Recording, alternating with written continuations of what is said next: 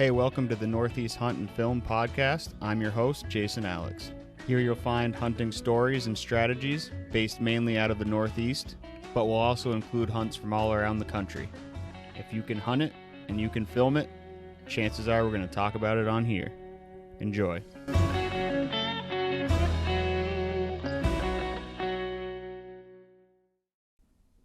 Welcome everybody, another episode of Northeast Hunt and Film podcast. Joined again this week with my buddy Tucker Westney. We talk about his big Maine buck he shot this year, a little bit of saddle hunting, and some other hunting stories along the way.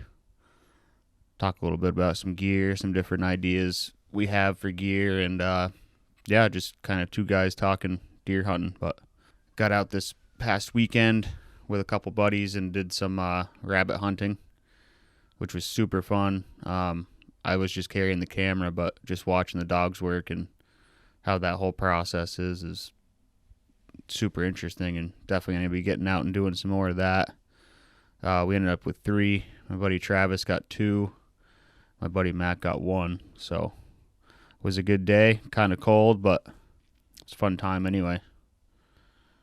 I got no real news on my end other than I still have the podcast logo stickers available on the website, northeasthuntfilm.com. I'll put a link in the description below.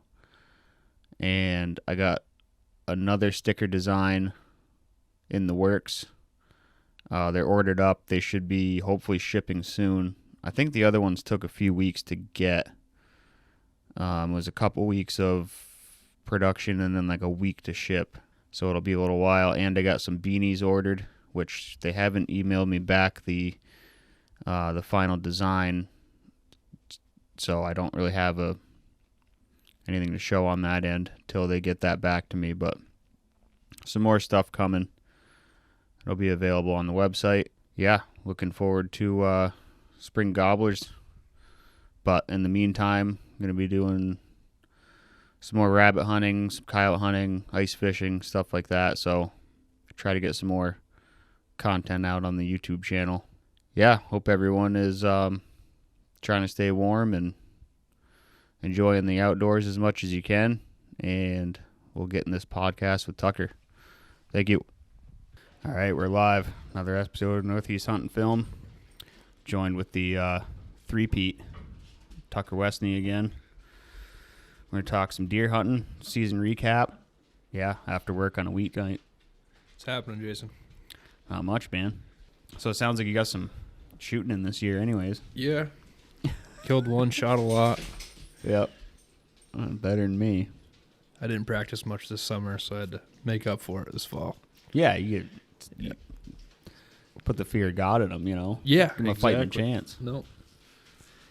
But you got to shoot. You can't kill them if you're not shooting, so. Yep. Tucker got it was a 6? It was a 6, yeah. It was almost a 7, but he had a little crab claw that didn't quite count. Yep. Big frame to big frame 6. 184. Yeah, 184. And that was the end of Thanksgiving week? It was the very last, second to last day, actually. It was Friday of Thanksgiving week. Of rifle. Of rifle, yeah. Yeah, so that's a 200-pounder. Yeah, he was a big deer. I knew earlier on. As soon as I got up to him, I actually thought, Jesus, that's the biggest deer I've ever killed. And then he was kind of sprawled out the way he was laying there. So I kind of dragged him out. I was like, he was pretty short, but yeah, he was wicked skinny hind end on him. He didn't have shift or fat left on him, but I'm sure he was 200. Good deer nonetheless. Yeah, those short ones kill you. Yeah. No, he was definitely like 10 inches to a foot shorter than any other one, I'd say. Yeah. But yeah, he was a good deer. Heavy horns on him. Yeah, you sent me that picture. I was like, Jesus. That's the biggest 6-pointer I've ever seen. Yeah, me too. But that's the thing with tracking is you're not you got no idea. Yeah, you're not. It could be a giant spike. Yeah, absolutely. But you're going by the foot and the stagger and the stride and, maybe a bed or whatever, but. Yeah. Yeah, you don't really know. They start weaving in and out of things, they might have some bigger horns, but. Yeah. Timmy told me a story of he's got one. I forget the weight. It was 220 something. And he said that deer went in between a couple trees, and he went, ugh. But it had such a tall rack. Yeah. That he Wasn't was just super able, wide. Yeah. Yeah, he was able to just weave through there, but he was still he's like, I know this deer's big. Yeah. As far as body goes. Right. And so he continued on it and shot him, and yeah. I think it was a 10-pointer too. No shit. Yeah. It was just those tall, skinny racks. Yeah. He slipped through some stuff, and I've done that too, where they go through 2 4-inch trees that they're not bending over, and you go, Oh yeah, you think about it. I've actually pulled off of tracks because of that. yeah, And then you think back, that track was actually really big. It's probably a really big deer. yeah. Real big spike horn, which Yeah. is fine. He shed early. Yeah. Probably did. Come across Broke his his horns sheds off. like, I have a deer shit. on camera over in New Hampshire that has both his. He's a big deer too. Both his horns broke right off, pretty much at the base. He probably only has I don't know, maybe 6 inches left Really? at the very most. From fighting? Yeah, no, I don't know. Probably 3 inches. It's below his brow tine, so it's honestly probably 3 inches. I'll have to try to find the picture for you, but Christ, maybe get hit by a car. Or that's something. what I'm thinking. He's a ways away from any road that I would think would really hurt him, but yeah, I think if it's the same deer I'm thinking of, he was a pretty decent 8-pointer, and yeah, they're broke right off. He's just a scrapper. I thought it was a big spike horn at first, but it's not. You can see they're fat and they're just sheared down. Huh. Yeah, I don't know if he just ran into a tree head on or a car or what, but I shot at twice, blew him off. something. Yeah, something happened. I'm sure it hurt. Yeah. Yeah, whatever it was. So last time we talked, we were talking about the saddle. Did you use that at all? Yeah, a few times. I missed a deer out of it. But yeah, I used it probably a dozen times. I liked it. It took some getting used to. That's the thing. But I can't really say that I can hate it yet because I don't feel like I've used it enough to tell you that it's not worth it. I've told everybody that, like, if you can, start in, like, June and, like, a few times a week. Yeah. Get definitely. in that thing and just, even if it's for 15 minutes, and just get used to it, because it's such a learning curve. Some people say it's not. They took to it right away. I didn't. Yeah, I feel like I tried to learn during season, and I went right back to my climber. I'm like, this. I got to spend next summer just so I didn't hunt experiment. I didn't hunt a shit ton during bow season, but I guess a fair amount. But I hunted out of that saddle every time, and then one night I went up the road here to a climber I have, and I got back in that. I was like, back at home now. It felt comfortable.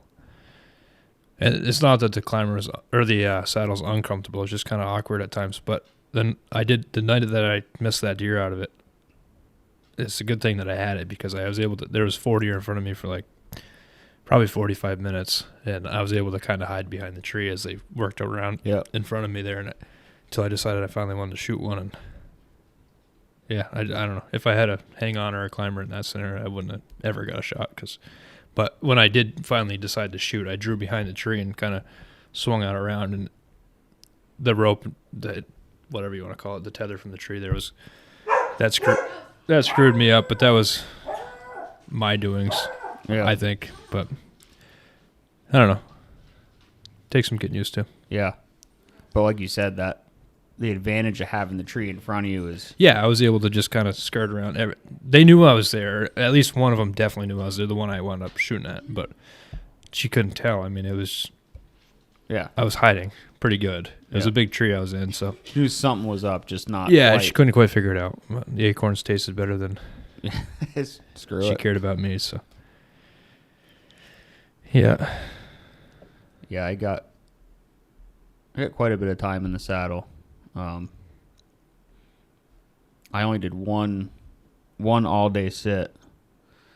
It's just this is how my whole year went. So I had where I run a cell cam. I have a hang-on stand every single day, all week long. Deer in there every day, 9 o'clock, 10 o'clock, 2 o'clock, good bucks. And this is the second week in November?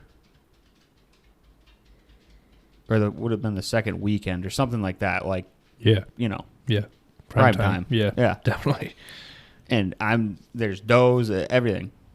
So I go in there doing all day sit, nothing.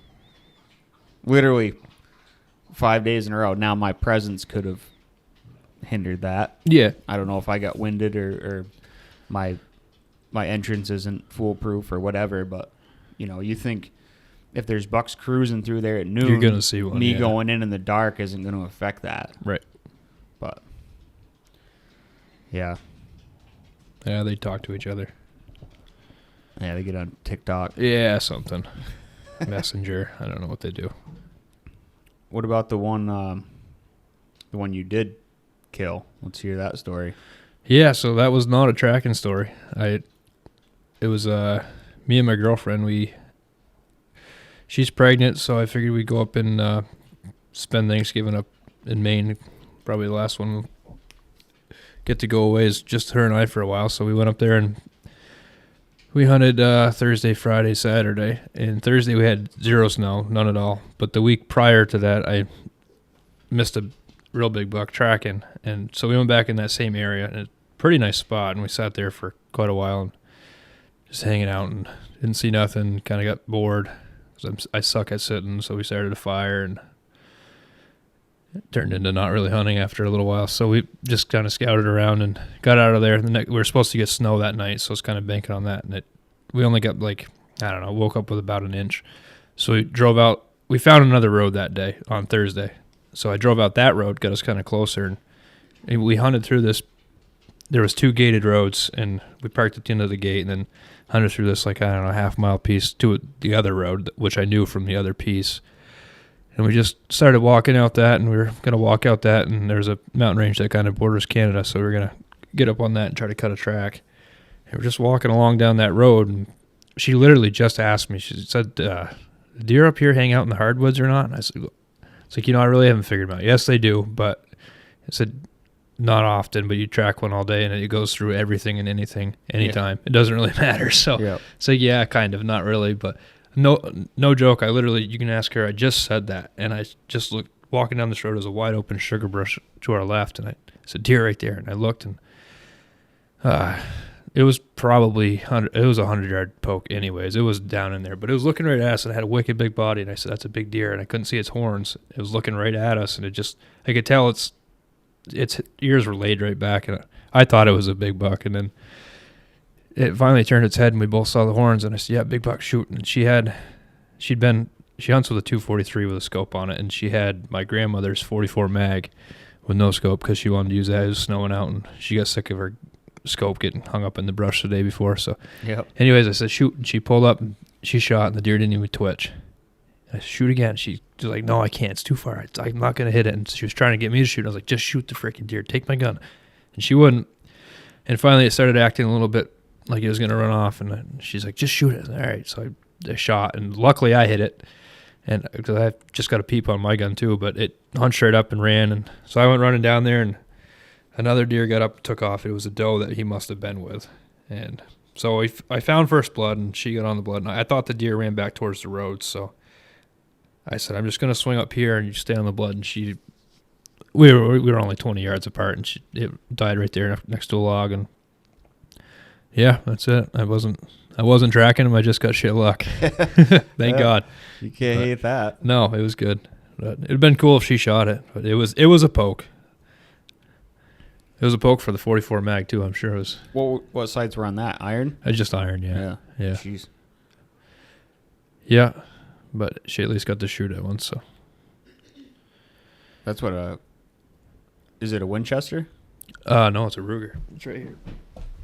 Or Marlin, sorry. Yeah, it's a Marlin. Not a Ruger. It's a short little guy. It's a brush gun. Yeah, my grandmother's old one. Yeah, cool gun. That's what Kevin Harrison hunts with. Yeah. Yep. 44. His is a Winchester with like the top eject. Yep. But it's got the original iron sights, and he just likes that little thing because it. Yeah, it's cool. It's like short. walking around with a stick. Yeah. It's all my grandmother ever hunted with. She hunted. He's killed mule deer with it. He shot an elk, his moose. Really? Like, yeah, he's killed all kinds of things with that. No kidding. Yeah. That's cool. Yeah, she hunted with this one for like the last 20 years, but 20 years ago she had another one, and she shot 2 nice bucks, and that's what it was with. Another 44. That's cool. Yeah. Nice little gun. It's short. Real short. I don't even know if it's legal, honestly. Isn't there a barrel length minimum up there? I don't know. I don't think there is because I was trying to look into it, but I'm pretty sure in Vermont it has to be over 16 and a half. What's that one, 12? It's about 16 and a half. 16 and 3/8. What's I that don't one, know. 8? It's short. But yeah, I looked into it. I couldn't find anything on it, but Yeah, whatever. Statute of limitations. that's right. She didn't hit it. No, she didn't. Didn't even shoot it. No. But yeah, that was cool. I shot him early too. It was because we started at dark. It was just after daybreak, and I think I shot him at 7:15. It was real early. Wow. Back in town with it at like 9 o'clock. Yep. 9:30 probably. And we just got, like I said, it was snowing, and we literally just got like an inch of wet shit in it. So Pete probably died 100 yards from the road, and I dragged him to the road, and it was like dragging him in. I didn't have a sled, but it was like dragging him in a sled right back to the truck. It was pretty cool. Yeah, you gotta love those. It was like a mile drag by the time we got back to that on the road. And I didn't drag him back through the woods we hunted through. I just dragged him up the road onto the snowmobile trail and back down that. So it was like a mile, but it was an easy mile. It wasn't too bad. Yeah, it's better than through the swamps and Oh yeah, back uphill and yeah, all that by mess. yourself. Yep. I say better, but it is like No, it's cool to do that. yeah. You're right. It's it's easier doing it the easy way, but the pressure's off. It's kind of like, you know, you can drag for I really 20 don't yards care at and that then point. It's just you're right. kind of like take it all in. Yep. But yeah, and that's the same area. I missed one the week before. It was big. I don't know how much bigger than that it was, but rack wise, it was a nice deer. Yeah, you were right into them.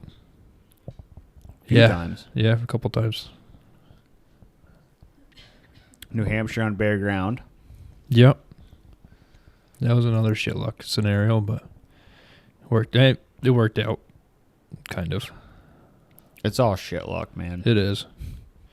That was a nice deer, too. He wasn't 200 by any means, but he was a 6-pointer. And the only reason I know that is because after I shot, it was muzzleloader season. He stood there and watched me half reload. Yep. At 40 yards. But no brow tines, just kind of laid back. Horns just came right out by his ears, and nice deer.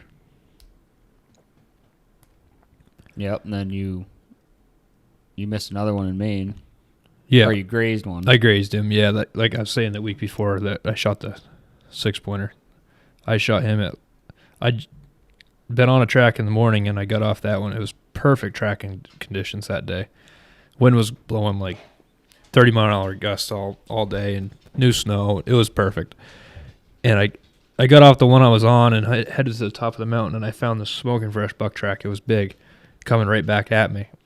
So I got on it, and he immediately had been feeding a little bit. So I slowed right down, and he was by himself, and I only went maybe, I don't know, 300-400 yards at the most. And he just, it was like 80 yards. It was just at the top, just out of the spruce, and he was just into the maples, and he stood right up, and I stood up to run. He watched me come off the hill, and immediately I saw his horns. I pulled up, and he disappeared, but he was headed right for an opening, so I pulled to that opening, and as soon as he got into it, I shot. It felt good, but at the same time, I was like, it was a chip shot.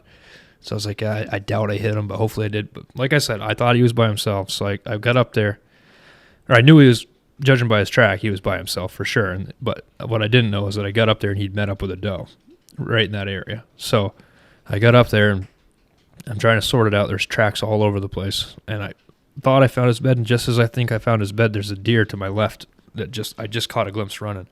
And I was like, I didn't know if it was him or not. So I looked, and it wasn't. It was a doe. But I was like, shit, where is he? And he's right here somewhere.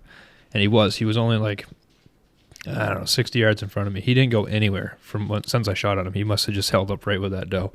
I'm surprised she didn't run either, but so he ran up the hill away from me, and I couldn't get a shot at him. And I ran down like 15 feet to my right and got out of the shit, and I could see him right at the top of the hill. He stopped. Another like freaking 80, 100 yard shot, but it was pretty good. I could see like from his front shoulder back. So I pulled up, and just as I went to shoot, he ran, and just knee jerk reaction, I kind of followed him a little bit when I shot, and I swore when I shot, my bead was like right through the center of a big birch tree. And I was like, fuck, there's no way I hit that deer. So now I'm bumming. I got 2 shots at him. I didn't think I hit him either time. So I went up there, and sure enough, I just barely grazed that birch. I just like peeled a tiny bit of bark off. I was like, well, maybe that bullet got up there, but I doubt it. So I got up there and nothing. So I sat there for a while, ate a sandwich, got back on his track, and he went 180 degrees, right, both of them, right back to where I just picked up his track, like literally across my boot tracks. And I get down there, and now this is still only like probably 300-400 yards from where all this is going on. We're right in this one area. And all of a sudden I see this deer up on the bank. Now, it's been probably an hour and a half since I first shot at him, but I see this deer up on the bank running. So I run up, he stops, and he stops behind everything. I can't see his head. I can see his ass, and all the white fur on his ass looks like it's red or brown, like confusing to me. I'm like, it was blood, but I was like, I knew it was him, but I didn't know it was him. I thought he was still with that doe. I couldn't see his horns, and he took off, and the whole time I'm like, that was freaking blood.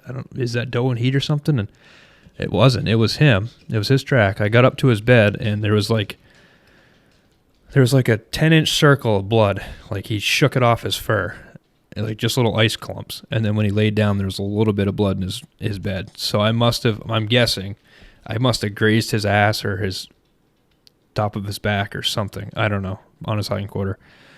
So I gave him some more. Now I was happy. I was like, at least I got him leaking. I think I know I hit him, but I must have just barely grazed him. So I figured now that it's been 3 times in a row that he's just been right there the whole time. It's like, yeah, he shouldn't go too far again. So I gave him more time this time, like 45 minutes, and I got on him, and that was a lie. He never stopped for like 3 or 4 miles, just fast walking the whole way. Mm-hmm. And he brought me all the way back down towards the paved road into a swamp, pretty much out of the snow. I mean, there was little bits of snow here and there, but the swamp he was in, I just could not decipher it. And he swam the brook. The brook was like more of a river. I couldn't walk through it. It was probably chest deep. So I got around on the other side of it. I just crossed a little beaver dam, and I couldn't find anything. So I wound up walking back to the paved road, and I got to ride back to the truck, and that sucked. And then the rest of the week, we had just shitty tracking. We had snow, but it was shitty tracking conditions all week. Yeah, it wasn't a great year. No, definitely wasn't. That was like, I think that was Monday or Tuesday of the first week I was there. And it was serious. No, it was Tuesday. And it was Wednesday, Thursday, Friday, Saturday, just sucked. You couldn't get too close. And I never went to, I went to Maine. I just never hunted, but we had one good day in Vermont, or I think it was still muzzleloader in New Hampshire, and Vermont Rifle opened up. It was like the first weekend of Vermont Rifle, and this snowstorm blew in. Yeah. And super windy the next day, and I went up to like, the national forest, and there was probably 8 inches in spots. Yeah. Just a beautiful day, and I couldn't find a track worth following. I almost took a bear track. Really? But it wasn't a big bear, but it was smoking fresh, and I was just like, towards the end of the day, I was on my loop back to the truck. Yeah, that would have been cool. And I was like, I've never shot a bear, like, whatever. Yeah. I didn't. That was the same weekend that I'm talking about, because we got that snow. You guys got all the snow back home, and I'm up there with nothing, wishing I'm back at home. But we got a little bit out of it. 3 inches maybe. That was exciting for me. It was like a fire drill, because I was hunting in New Hampshire, and the storm came in. It started raining was like right at dark. And got back to the truck after dark, blah, blah, blah. Looked at my phone and pulled up the National Weather Service snow prediction. Yep. And like all of the national forest is like yellow. Yeah. I was like, no way. What? What? So I'm like losing my shit. Like, yeah. Where am I going? I'm checking like multiple different weather apps, and they're saying like 4 to 6 like by morning, and I'm like, shit. Yeah. Go home. Like, where's my inReach? You know, this is not a drill. And yeah. Yeah, not finding a track sucks right after a new snow. That's what happened to us the day after I shot that one in Maine. We went back out Saturday, and she got sick Friday night with the pregnancy and shit. I don't remember if we did go out right at daybreak, and we were like 2 hours into it, and she just said that she couldn't do it. She had to go back, and so we actually planned on we left the woods and planned just to go home, pack up, and head home, and be done.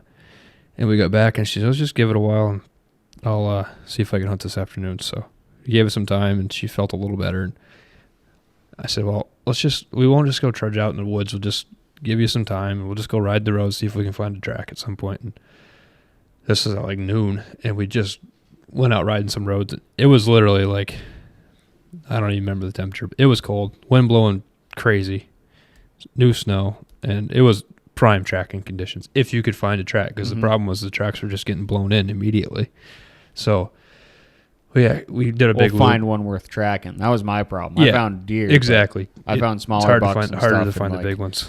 But whether you just want a deer to track or not, and it's got to be a buck, those freaking 2-year-olds, man, like I'm done.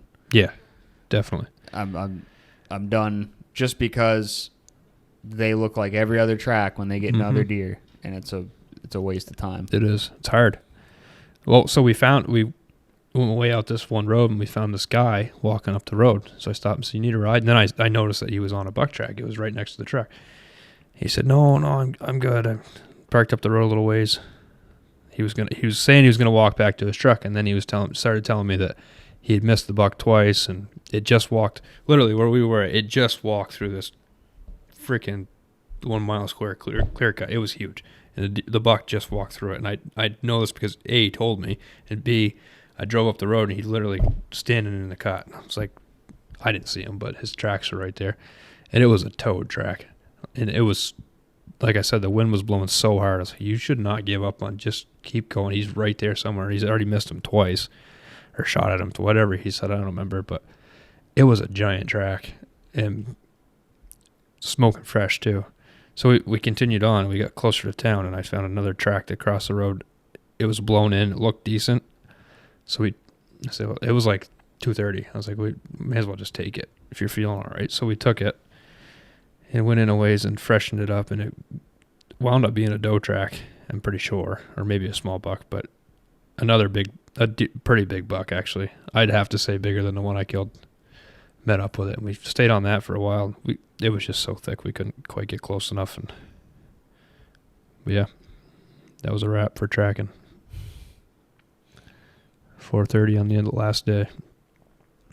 Yeah, I didn't get much, not as much as I'd like to, but it kept like, especially late, trying to get on snow in Mass, and they would literally, like, the radar would show snow, and you look outside and it's not snowing. Yeah. And they're like, there's going to be 2 inches by 3 a.m. No, there's not. And you wake up it's and not snowing. Like a few flakes. And yeah. Like, that's how what it was about at this the moment. year. Yeah. They just couldn't.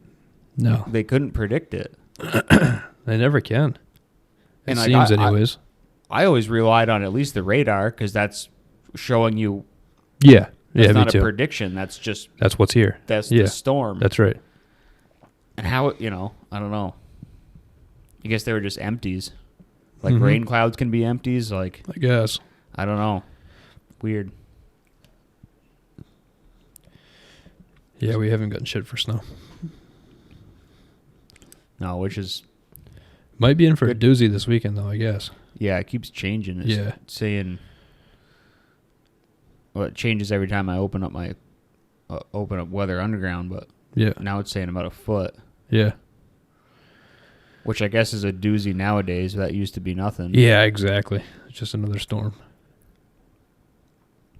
But so when you go, like you were up in New Hampshire on bare ground, are you going off past experiences in known areas, or do you target any, like, so I know it's pretty heavily hunted up when you get up northern New Hampshire, but yeah, it is. I don't know if that's so much on bare ground or There was some trucks parked. Yeah, when the snow falls. Definitely it's some like hunters.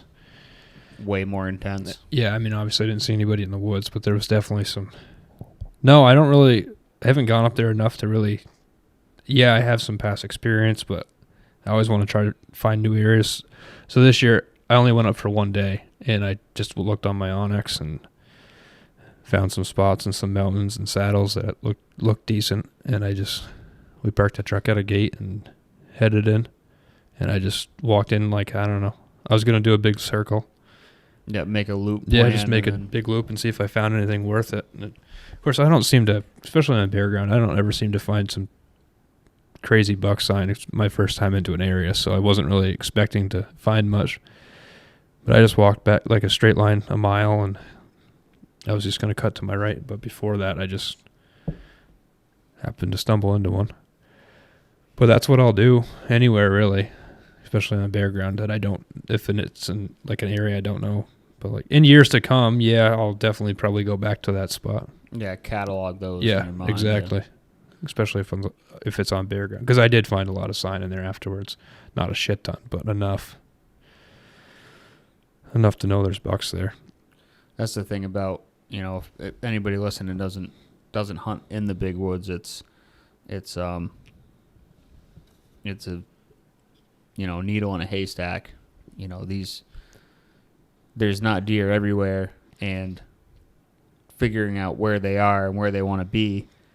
If you figure that out one year, well, you can go back there the next year and they're not there. It's totally different, or it's cut off. Yeah, or it's gone. That's right. Or it's literally gone. Yep. Your waypoint isn't a clear cut. No, he was at the very. I went through this wicked spruce growth, found a couple moose sheds, and I strapped them to my bag, and just continued on another couple hundred yards. And I heard this. It was just out of the edge of that spruce and into the hardwoods, but the hardwoods were like they'd been cut probably 30 years ago, grown up crazy with whips, and you couldn't see shit. But I could hear this wicked crashing down over the bank, so I stopped and I grunted, and the crashing stopped, and then it started slowly again. I was like, oh boy, here we go. I was thinking it was a moose, but it wasn't. And he came right up at me and came right up through those whips at like 40 yards. And I could see him moving. I see his horns, and he was coming right towards the edge of it where it was going to open right up. So I just got ready and waited, and he was just headed right for it. And he got like 10, 20 feet from the edge of it and just stopped dead and looked right at me. And he was only like 40 yards away, but so much shit in the way. So he's looking right at me. I was like, shit, I got to shoot. So he started to move like he was going to get out of there. I shot, and he bounded like twice and stopped right in the wide open. Right, it was the only opening, basically, right in a wide open lane, looking right at me. I was like, fuck. So I was like, there's no way I didn't kill him. And he's just standing there, obviously not leaking. So he let me, like I said, get like half reloaded and then took off. I tracked him for a while because it was pretty frosty that morning. The frost had been starting to melt off, so the the leaves were wet, so I could see the punch marks pretty good. Is there any wind? No, it was dead. But I stayed on him for, I don't know, 200-300 yards. And I didn't really lose him. I just kind of gave up. There's no way I was going to catch up to him, I didn't think. So I continued my circle after that. But my luck had been used up for the day, so. Yeah, that's usually it. Yeah. In the big woods, bare ground, low deer density. Oh, yeah. That was your shot. It was, literally. Literally. If I had 7,600, you'd been dead. Yeah. Well, I say that, but I could have plunked a few more at him for sure. Oh, if that same scenario played out and you had another shot, or even just one more. I found the branch. It just looked like it didn't completely shatter. It was probably like half-inch in diameter. It just like nicked right off it. Yep. Yep. That was the whatever muzzleloader you had before. It was the Thompson Center Impact. Yeah, just cheapo. Nice gun. I like it. But the Woodman's definitely a lot better. Yeah, for sure. I'd like to say the Woodman would have done different, but you start hitting branches and stuff. Yeah, I would like to say that too. I doubt it, but same bullet. So would you you get the 50 cal? What'd you end up with for bullets? Just what I had here. I had some Thompson Center 50 cal, 250 grain. 250. Yeah, shooting the Blackhorn. Because I got it late. I got it right before our muzzleloader season started, and I just I was hoping I could get that barrel switched out for you, but I shot it. Yeah. Shh, don't tell Timmy. That's right. Yeah, no, because we talked about that because I knew about it before you. Yeah, I know. I told Lucas, I said, good thing you gave me the gun. Jason would have spilled the beans. Yeah. No, Lucas, he's like, well, he called work and asked to talk to me. And I'm like, oh, what order did I screw up? Yeah, you're fucked. What did I forget? Yeah, you're screwed. And he's like, I hear you're, I heard this a few times before muzzleloader season started. I hear you got an in with Woodman. And I'm like, I don't. I know Mark, but I don't have an in. I was like, if you want a muzzleloader, like, good luck. Yeah. But he was looking for shops that sold them. Yeah. I said like Cody's, and then there's like a couple in northern Vermont, and then more sporting goods, and he ended up finding one somewhere. I don't know where. Yeah. So what happened was my uncle bought one, or his wife, my uncle's wife, bought him one for his birthday. But in the meantime, she couldn't find one, so she put one on layaway, or not on layaway, on order at Farmway, and they weren't in yet. So Troy got his from his wife there and called me and said that he had a muzzleloader coming in his name at Farmway, but if he wanted, he'd just keep the order and I could get it when it comes in. And I was like, yeah, just keep the order. If I have the money when it comes in, I'll get it. So, because it was in walnut and everything just like I want. So it came in, he called me, and I said, yeah, I can't really buy it right now, Troy. I got to be a little bit responsible with the kid on the way. No problem. Your freaking boss wants it.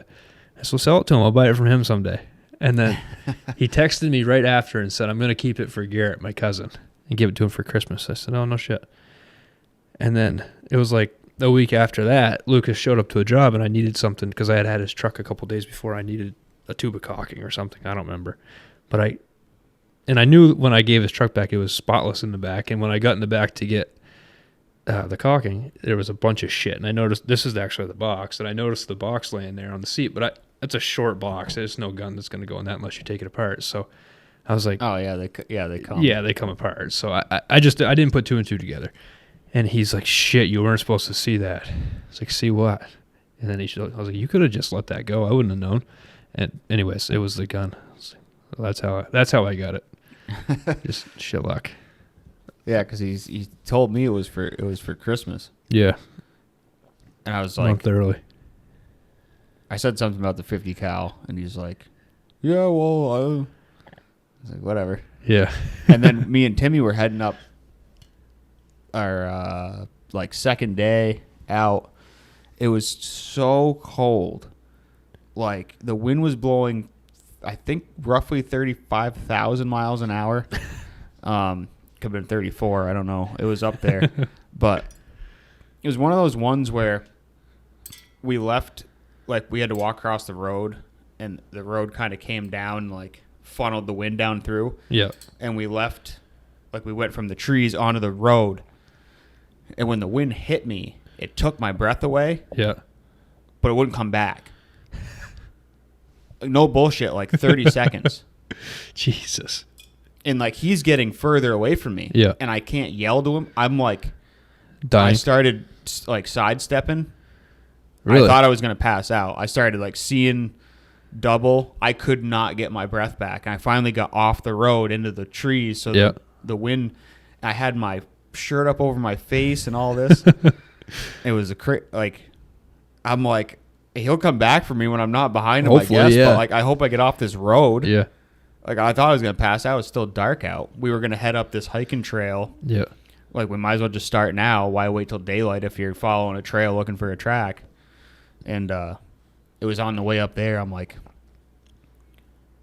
I got a buddy that's getting a Patriot. He doesn't know about it yet. But it's a 50 cal. And he's like, if he doesn't shoot it, I'll trade him straight up for barrels. Because they're just interchangeable. Right. I'm like, all right. Well, I can't tell him. So, like, I wanted to be like, I can't be like, tell me as soon as you get the gun. Right. Because you're going to be like, what gun? What gun? Exactly.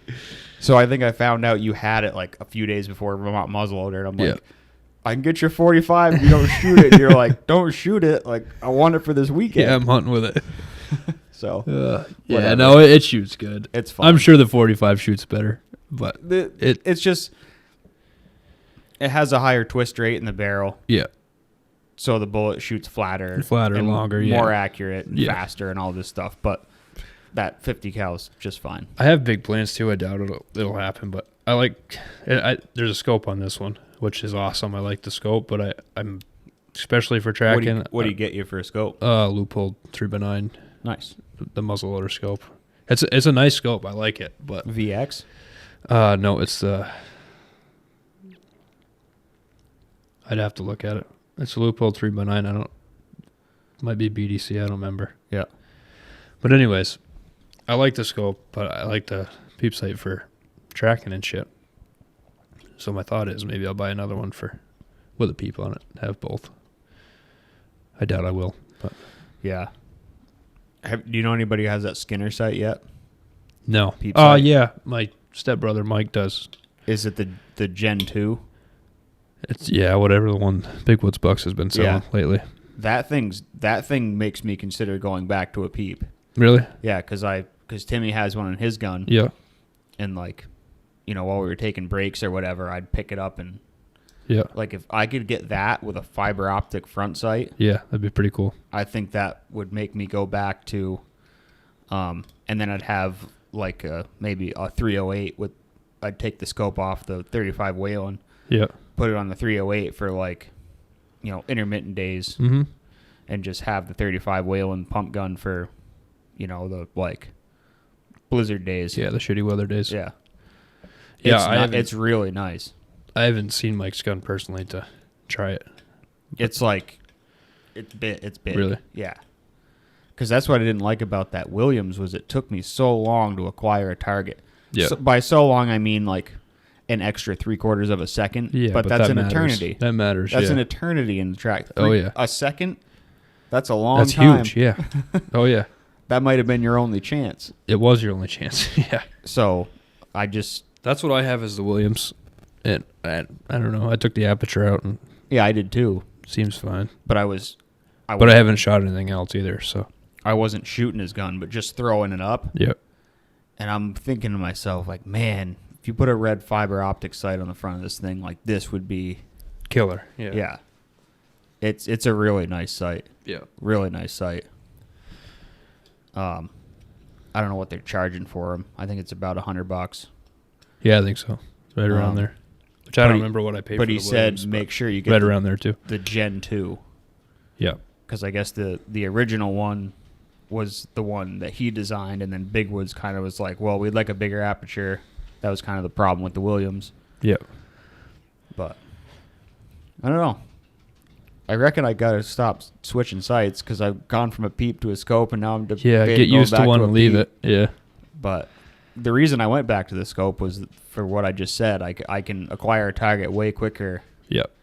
In a scope because I'm just more used to it. Right. That's all I ever used growing up, and then I put the peep on just a couple years ago, and I'm glad I did. I like it. Yeah. Like anything, like I was just talking to somebody today about putting a red dot on a 7600. Mm-hmm. I'm like, I could see situations where that would be amazing, and I could see situations where you'd want to rip that thing off. Yeah, absolutely. like nothing's going to be perfect. Yeah. No. You know, the scope on that. Oh, I won't run a peep because what if the deer's at 120 yards? Right. Like, okay. Yeah. But you can still hit that deer, you know, with a peep. Mm-hmm. You just gotta know that the whole deer is going to be covered up with your Yeah, exactly. Let's be a black dot out there. Yeah.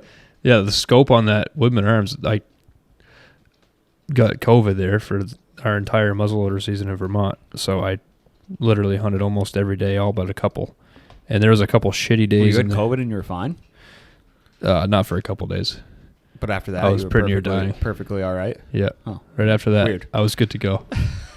There was Anyway. like 2 days that I was in bed. After that, I was good. And there was a couple shitty days, and I was just irritated all day, wiping snow out of the scope and pick it up and be foggy. And I was like, Jesus, I need a peep sight. And then on the days where, like, there was a couple days it was sunshine and blue skies, and I saw a couple deer that kind of disappeared, and there's no way I was going to see them with a peep sight, but I was able to find them with the scope. It's like just a built-in set of binoculars, really. Yep. But yeah, I don't know. Yeah, I changed my mind throughout the season. Yeah, that I like but then the other thing too about the peep is it's less weight. Yeah, and I could wrap my whole hand around the and gun. The gun carries better. Yeah, it's so nice. You know, that's why I stuck with it last year on that Whalen. Yeah, I didn't really care for it, but I just loved the way it carried through the woods. And I went, you know, I didn't get a chance to, but like just practice shooting it, like, you know, this is like my eyes don't like it, but that Skinner, I can throw it up and like shoot my bow with both eyes open. My turkey gun has a red dot. Yep. I shoot with both eyes open. So that peep's the same way. Yep. I look through it with both eyes open. I'm like, again, like if you put a fiber optic sight in the front, like I think it might be worth buying. That's how I shoot mine, is with both eyes open too. Or maybe I wouldn't have to buy one. Maybe Chris will hook me up, but maybe. But I think it'd be worth messing with. I'd never. If you want a mix match, I have a couple Williams fiber optic front sights you can have. You do? I do. I don't like how they fit my barrel, so. Why is that? Yeah, they just feel kind of loose to me. I don't know. I'll glue them on. Yeah, there you go. This is one the front sight that comes on it, I liked better. Just the fitment. Yeah. So I left it. I painted orange or green or whatever kind of paint I got. Right. It works. I tried that. I tried painting the front sight orange with it wipes fingernail off polish, and I couldn't really see it any different than I white. can. But I got this. I went over to the Charlestown gun shop here down the road from my house, and they sell like, probably get them anywhere, but they're sights. It's sight Is that paint. on Lover's Lane there? Yep. Yep. It's sight paint, and it comes in like little marker sticks. So I carry one right in my fanny pack.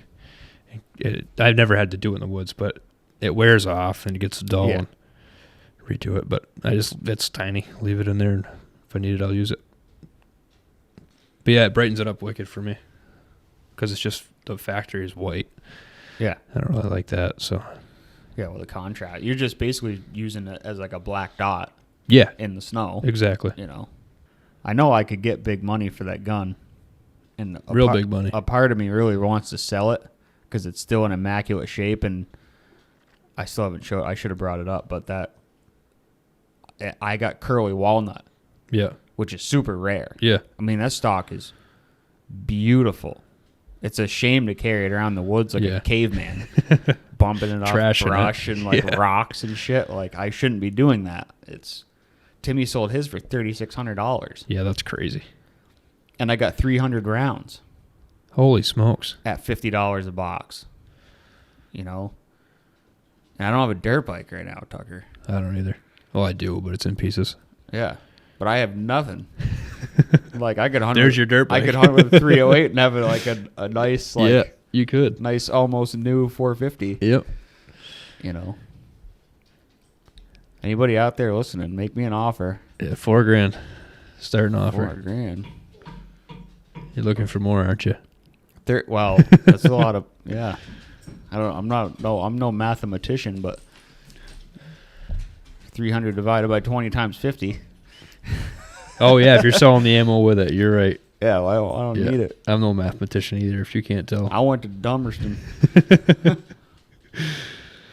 All right. Yeah, it's worth some money, though. Yeah. It's such a nice... I like the gun, though. I put a trigger... I put saw the you did that. I want to do that. 2-pound trigger in it. Yep. Whew. It's Or 2 different- pounds? Yeah. 2.5. No, it's 3. Sorry. I put the 3. That's It like... came with a 2, 3, and a 5 Yeah. or something. A Timney trigger kit. Yep. Yeah, I looked them up. I saw your post on it. I want to do it to mine. Oh, well worth I don't it. think I really need to. I haven't had any problems, but I bet it'd make me shoot a little bit better. Yeah, it made the trigger more like that Woodman. Mm-hmm. Yeah, that's touchy. It's nice. It's not overly touchy. Beautiful. But it's nice. That's 3.5 pounds. Yeah. It takes a lot of air out of stuff. Right. You know, the more like that trigger that came stock on that new Remington, dude. What? I know. I'd have to pull it back to my shoulder to get it to break. Literally. That's what she... Pull, it screws her up, too. Like, she'll... Pull. It's partly... the gun kicks a lot. I get that. So she's anticipating it, but she's anticipating it the whole time she's squeezing the trigger. Yeah. And if she could just And it takes touch forever. Yeah, exactly. If she could just barely flick it and it shoots, she'd be good to go, I think. Yeah. So we talked about that, which she'd been shooting that 35 in my Oz 6 a little bit. She'll shoot it good the first time, and then as it goes on like 3-4 shots later, she's just shooting right in the dirt because she's full on expecting, waiting for it. And Going forward. yeah, exactly. That's probably what happened with this 44 because she never shot it. I said, yeah, it'd be a great idea for you to take it out today. Who knows? I Yeah. can see why Kev likes that gun because that thing's Yeah, if he's got the same one as this, Jesus. It's freaking nice. tiny. I got to get, this is my grandfather's right now. It's actually my little brother's. I got to give it back to him so he can give it to him. Yeah, 1894 PCAL. Reminds me Pistol of my caliber. 30-30. Yeah. My BB gun. That thing's retired. That's what you're saying. That's Done why with I it. got that whaling. Yeah. Dude, I can't. That was not a good day. No, I bet it wasn't. I mean, no. I'll give it 50 yards. That buck was 50 yards away. Nothing in between me and him, quartering to me. Yeah. Would not go through his shoulder. 170 grain Remington Coralox. Yeah. I hit right where I was aiming. I got Timmy's cousins, a bunch of witnesses. That thing hit his shoulder, deflected, and went right into his lower belly. It did not go through that shoulder.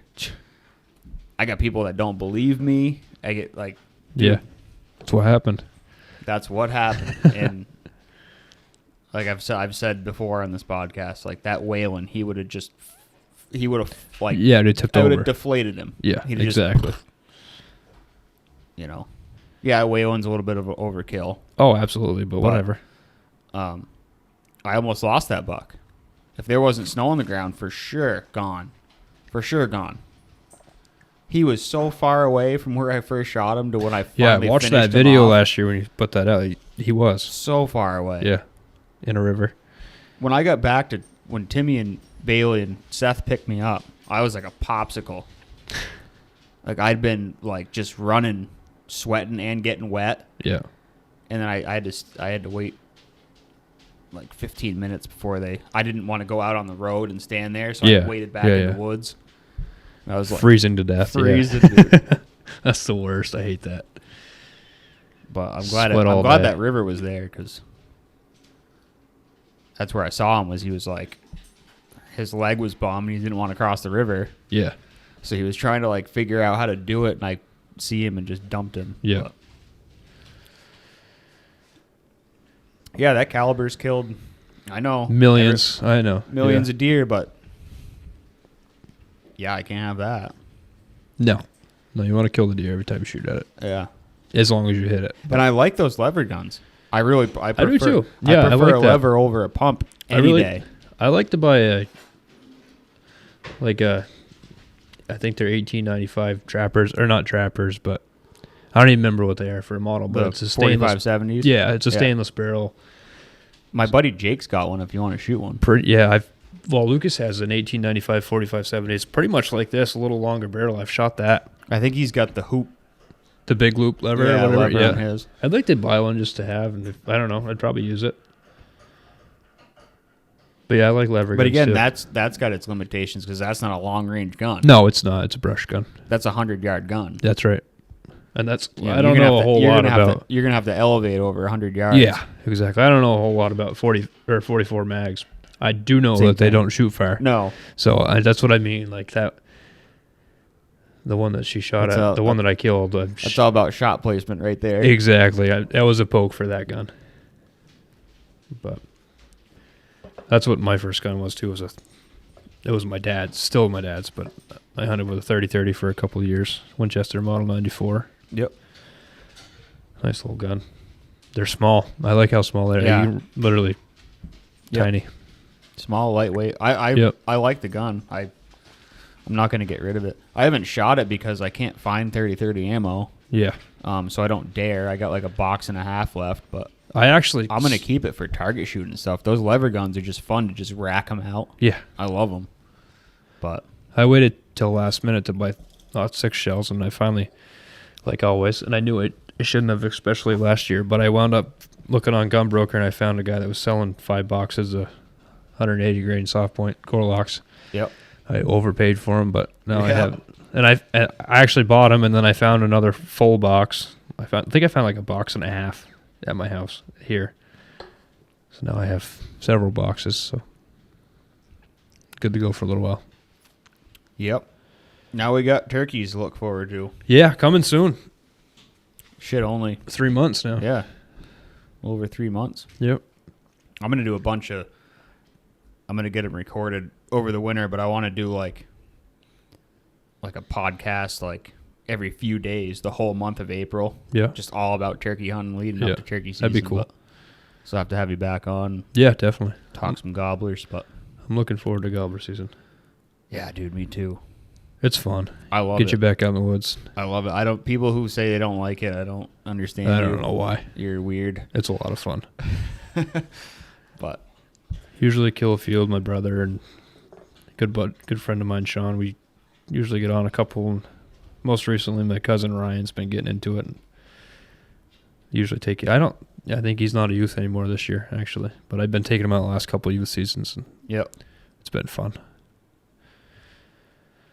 Yeah, man. Yep. Well, good talking to you, and same to you, Jason. We'll see you again in April. Yes, sir. Take care. Hey, thanks for tuning in to this week's episode. Make sure and come back and join us every other Monday with a brand new episode. If you're listening on Spotify or Apple, make sure and leave a review. And you can find me on YouTube at Northeast Hunt and Film. Once again, thanks for listening.